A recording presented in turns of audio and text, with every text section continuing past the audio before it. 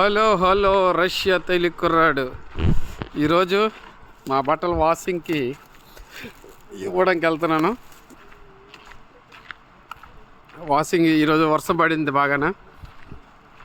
ఇప్పుడు మాకు టైము రాత్రి 9 అవుతుంది.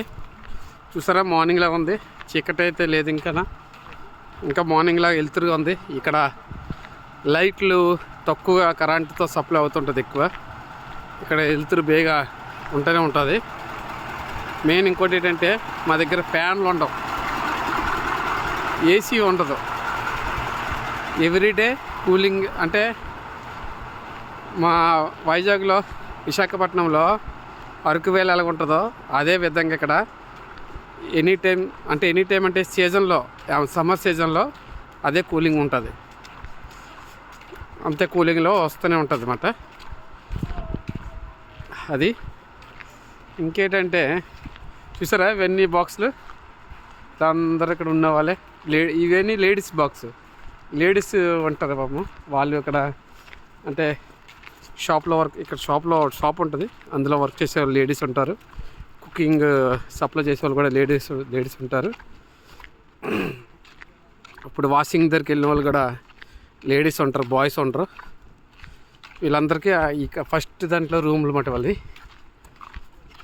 చూడండి ఎన్ని రూమ్లు ఉన్నాయో. మొత్తం ఎంత బాగుంది ఇక్కడ.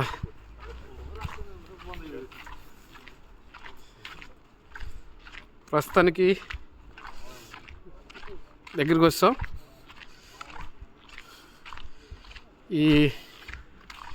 ఇక్కడ లేడీస్ బేపచ్చంగా అతి ప్రమాదకరమైన సిగరెట్లు కాలుస్తారు ఎక్కువ.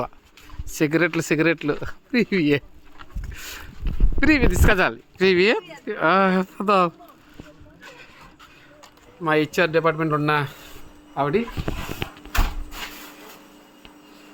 Здравствуйте. Здравствуйте. Васим. 8 это Да. что у тебя? Роботы нет. Не работа. Да, мне сказали. Какой номер? 109 8. Нет.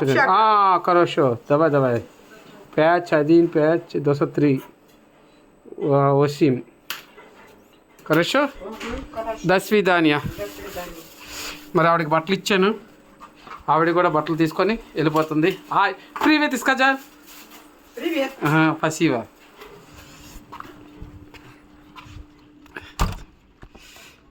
స్కజాలంటే చెప్పండి అని ఇక్కడ అందరూ, ఇక్కడ సిగరెట్లు కాల్చే వాళ్ళు ఎక్కువ. ఇదే రూము. అందరూ బీభత్సంగా సిగరెట్లు కాలుస్తారు. మరి ఎంత బీభత్సంగా అంటే డైలీ వీళ్ళ దగ్గర ఓ పెట్టి బాక్స్లోని 20 ఉంటాయి అనుకుంటాను. అలాంటి పెట్లు రోజుకు 3-4 పెట్లు కాల్చేస్తారు వీళ్ళు. అంత డేంజర్గా కాలుస్తారు సిగరెట్లు. లేడీస్ అంతే, బాయ్స్ అంతే. ఇక్కడ వాటర్ బాటిల్ సప్లై జరుగుతుందన్నారు, నాకు తెలీదు, చూస్తున్నాను. ఫ్రీగా తీసుకొచ్చారు మా వాళ్ళు. ఎక్కడ ఇస్తున్నారో తెలియలేదు.